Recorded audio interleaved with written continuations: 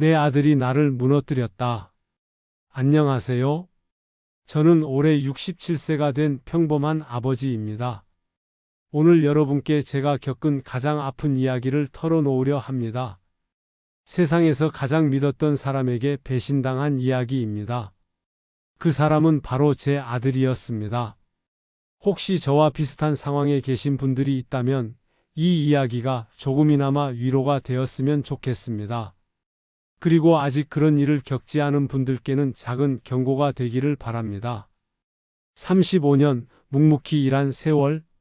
저는 35년간 시멘트 회사에서 일했습니다. 하루도 빠지지 않고 새벽 5시에 일어나 공장으로 향하는 생활을 35년 동안 반복했습니다. 시멘트 가루가 온몸에 달라붙어도 여름엔 40도가 넘는 작업장에서도 묵묵히 일했습니다. 왜 그렇게 살았을까요? 가족 때문이었습니다. 아내와 아들, 그리고 언젠가 태어날 손주들을 위해서였죠.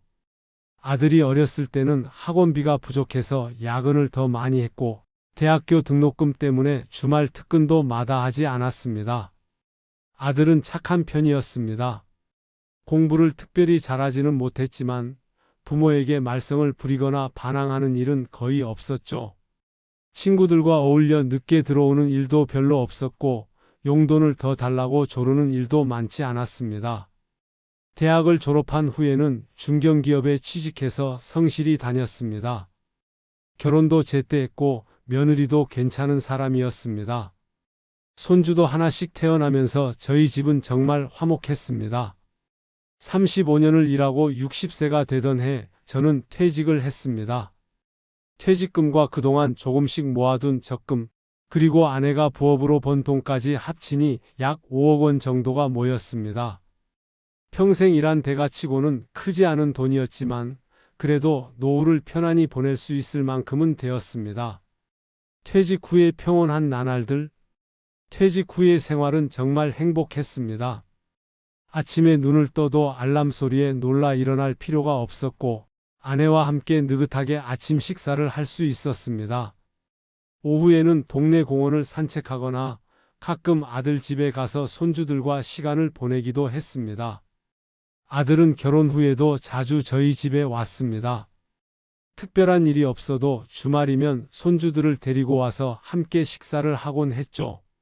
손주들이 저를 보고 할아버지라고 부르며 달려오는 모습을 보면 35년간 고생한 게 모두 보상받는 기분이었습니다. 아내도 건강했습니다. 젊었을 때 워낙 고생을 많이 해서 걱정했는데 제가 퇴직하고 나서는 오히려 기운이 더 좋아 보였습니다. 함께 여행도 다니고 문화센터에서 요가도 배우면서 제2의 인생을 즐기고 있었습니다. 돈 관리도 나름대로 신중하게 했습니다. 5억 원 중 3억 원은 정기예금에 넣어두고 1억 원은 안전한 펀드에 투자했습니다. 나머지 1억 원은 생활비로 사용하기로 했죠. 이자만으로도 월 100만 원 정도는 나왔기 때문에 큰 무리 없이 살 수 있었습니다. 그렇게 2년이 흘렀습니다. 정말 평온하고 행복한 2년이었습니다.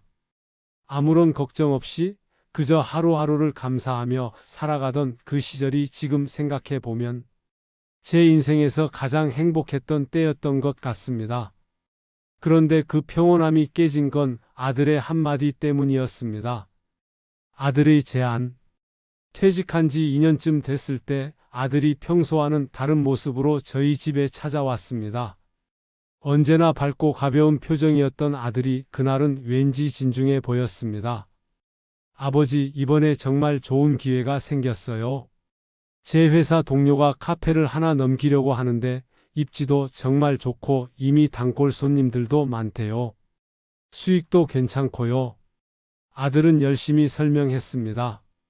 그 카페는 대학가 근처에 있어서 항상 손님이 많고 하루 매출이 평균 200만 원은 나온다는 것이었습니다. 월세도 합리적이고 인테리어나 기계들도 모두 새 것이라 따로 투자할 게 별로 없다고 했습니다. 근데 문제는 보증금이에요. 권리금하고 보증금 합쳐서 4억 7천만 원이 필요한데 제가 지금 당장 그 돈을 마련하기가 어려워요. 은행에서 대출을 받으려고 했는데 한계가 있더라고요. 아들은 조심스럽게 말을 꺼냈습니다. 혹시 아버지께서 돈을 빌려주실 수 있으신지? 물론 이자도 드리고 계약서도 쓰고요. 1년 안에는 꼭 갚을 수 있을 것 같아요. 처음엔 좀 망설였습니다. 4억 7천만 원이라는 게 적은 돈이 아니었거든요. 하지만 아들의 말을 들어보니 나쁘지 않은 투자인 것 같았습니다.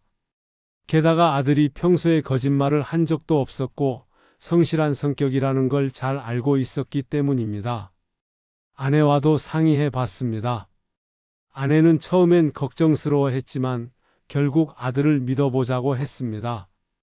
우리 아들인데 설마 우리를 속이겠어? 그리고 사업이 잘 되면 우리도 좋고 아들도 좋고 손주들도 좋은 거 아니야? 그렇게 해서 저는 4억 7천만 원을 아들에게 빌려주기로 결정했습니다. 가족이니까 믿었으니까. 돈을 빌려주는 과정은 생각보다 간단했습니다. 아들이 계약서를 쓰자고 했지만 저는 그럴 필요 없다고 했습니다. 가족끼리 무슨 계약서까지 쓰냐, 아버지가 너를 믿는다고 말했죠? 아들은 고마워했습니다. 정말 열심히 해서 꼭 성공시키겠다고 아버지의 기대에 부응하겠다고 약속했습니다. 그 모습을 보니 4억 7천만 원을 빌려준 것에 대한 걱정이 많이 사라졌습니다. 이체는 금요일 오후에 했습니다. 아들이 카페 인수 계약을 월요일에 한다고 해서 주말을 끼고 돈을 보내준 것이었습니다. 아들은 계좌번호를 알려주면서 정말 감사하다고 몇 번이고 말했습니다. 그날 밤 아내와 함께 이런저런 이야기를 나눴습니다. 아들이 카페 사업을 성공시키면 나중에 손주들 교육비 걱정도 덜고 우리도 가끔 카페에 가서 커피 한 잔씩 마실 수 있겠다고 웃으면서 말이죠. 이제 돈은 3천만 원이 남았지만 아들이 성공하면 1년 후에는 다시 5억 원이 될 것이라는 생각에 마음이 가벼웠습니다. 무엇보다 아들이 자기 사업을 가지게 된다는 것이 아버지로서 뿌듯했습니다. 처음 몇 달의 달콤함? 첫 달부터 아들은 약속을 지켰습니다. 매달 200만 원씩 이자를 주겠다고 했는데 정말로 200만 원이 제 계좌로 들어왔습니다. 카페 매출이 생각보다 더 좋다면서 아들은 기뻐했습니다. 아버지 정말 감사해요. 덕분에 장사가 정말 잘 되고 있어요. 요즘 대학생들이 커피를 정말 많이 마시더라고요. 특히 시험 기간에는 밤늦게까지 공부하는 학생들 때문에 매출이 더 좋아져요. 아들의 말을 들으니 정말 다행이라는 생각이 들었습니다. 200만 원이면 은행 이자보다 훨씬 좋은 수익이었거든요. 게다가 아들의 사업이 잘 되고 있다는 사실이 무엇보다 기뻤습니다. 두 번째 달, 세 번째 달에도 어김없이 200만 원이 들어왔습니다. 아들은 가끔 전화를 걸어서 카페 근황을 알려주기도 했습니다. 새로운 메뉴를 개발했다. 단골 손님이 늘었다. 주변 상권이 더 활성화되고 있다는 등등. 저와 아내는 한번 카페에 가보고 싶다고 했지만 아들은 아직은 좀 바쁘다면서 다음에 시간 될 때 초대하겠다고 했습니다. 그때는 그런가 보다 하고 넘어갔습니다.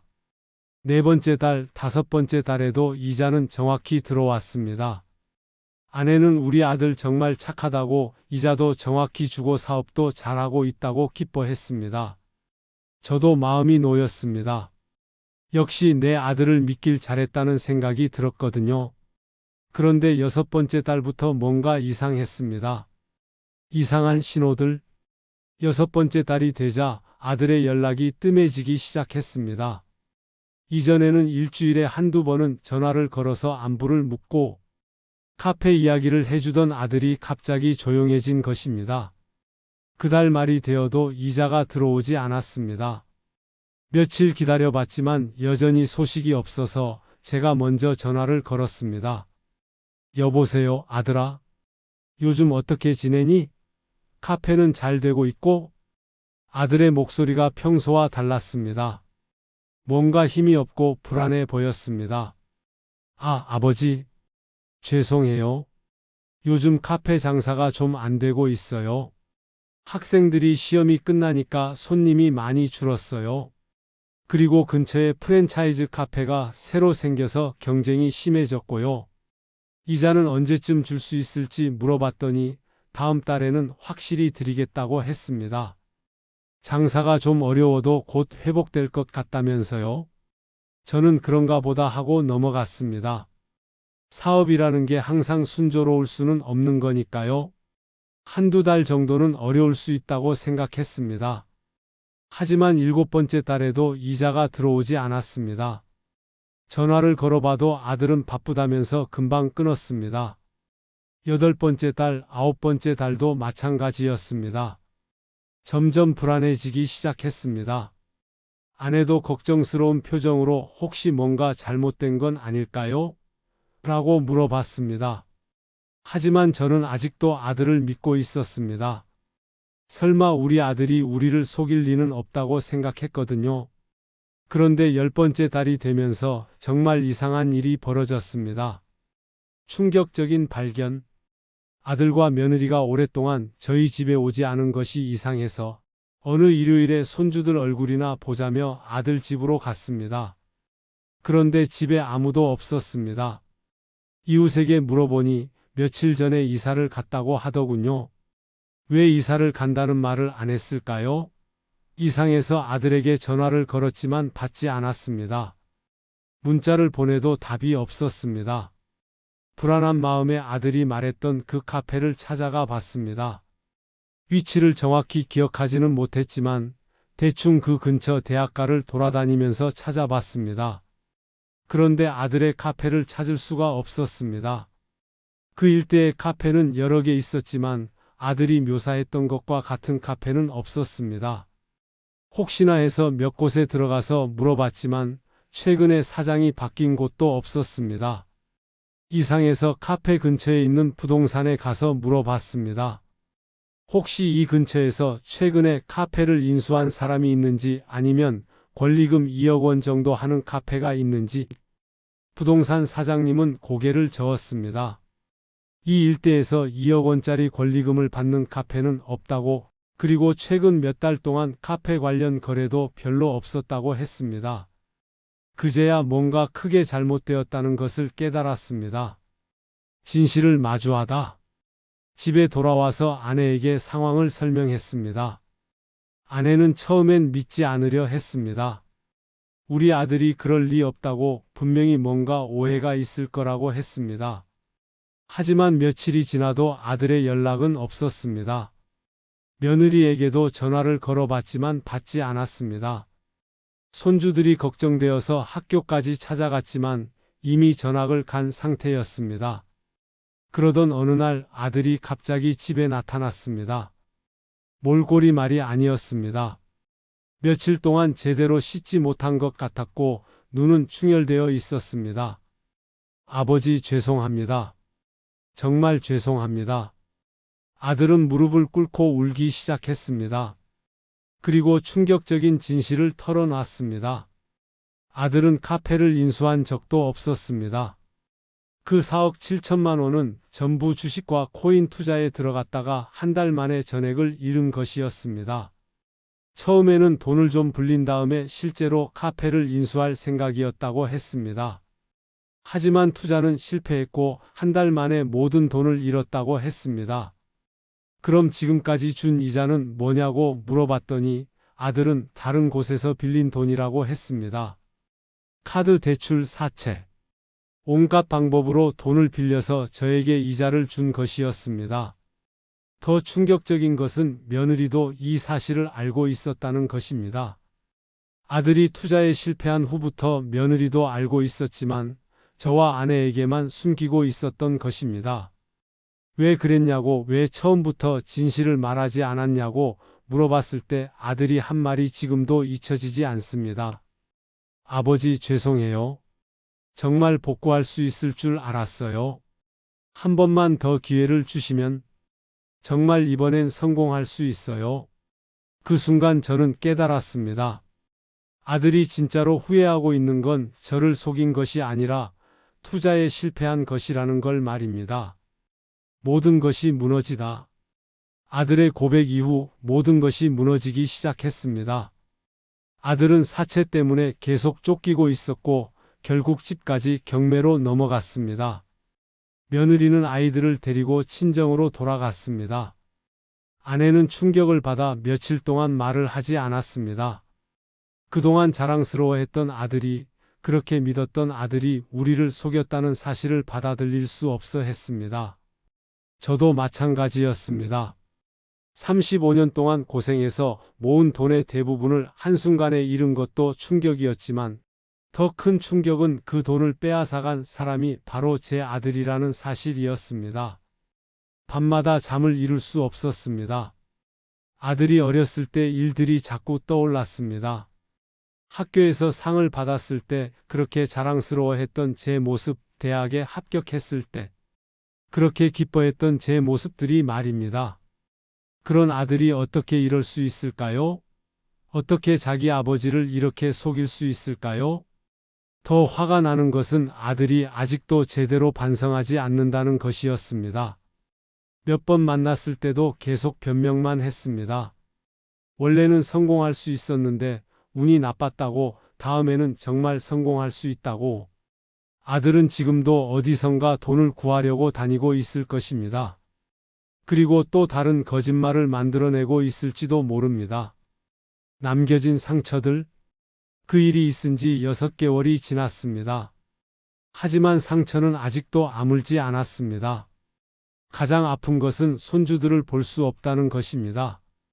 아들과 며느리는 아직도 연락을 하지 않고 있고 손주들이 어떻게 지내는지 알 수가 없습니다. 가끔 학교 앞에서 기다리고 있으면 손주들을 볼 수 있을까 하는 생각도 해봤지만 그러면 안 된다는 것을 알고 있습니다. 아내와의 관계도 예전 같지 않습니다. 아내는 저를 탓하지는 않지만 아들에 대한 실망감 때문에 우울해하고 있습니다. 가끔 아들 이야기가 나오면 눈물을 흘립니다. 경제적으로도 크게 힘들어졌습니다. 5억 원이 3천만 원으로 줄어들면서 이자 수입도 거의 없어졌습니다. 생활비를 줄여야 했고 가끔 계획했던 여행도 포기해야 했습니다. 하지만 가장 아픈 것은 역시 마음의 상처입니다. 세상에서 가장 믿었던 사람에게 배신당했다는 그 마음의 상처는 돈으로는 채울 수 없는 것입니다. 가끔 혼자 있을 때면 이런 생각을 합니다. 내가 아들을 잘못 키웠나? 너무 믿고만 있었나? 계약서라도 썼어야 했나? 하지만 그런 생각을 해봐도 소용이 없습니다. 이미 벌어진 일이니까요. 여러분께 드리고 싶은 말, 여러분, 저와 같은 일을 겪는 분들이 더 이상 없었으면 좋겠습니다. 하지만 현실적으로는 그런 일들이 계속 벌어지고 있어요. 특히 가족 간의 금전 거래에서 이런 일들이 많이 생기거든요. 마지막으로 이미 피해를 당한 분들께는 이런 말씀을 드리고 싶습니다. 돈보다 더 소중한 것들이 있다는 걸 잊지 마세요. 저도 아직 아들을 완전히 포기하지는 못했어요. 여러분 저를 응원해 주세요. 댓글도 부탁드려요. 이야기 들어주셔서 감사합니다.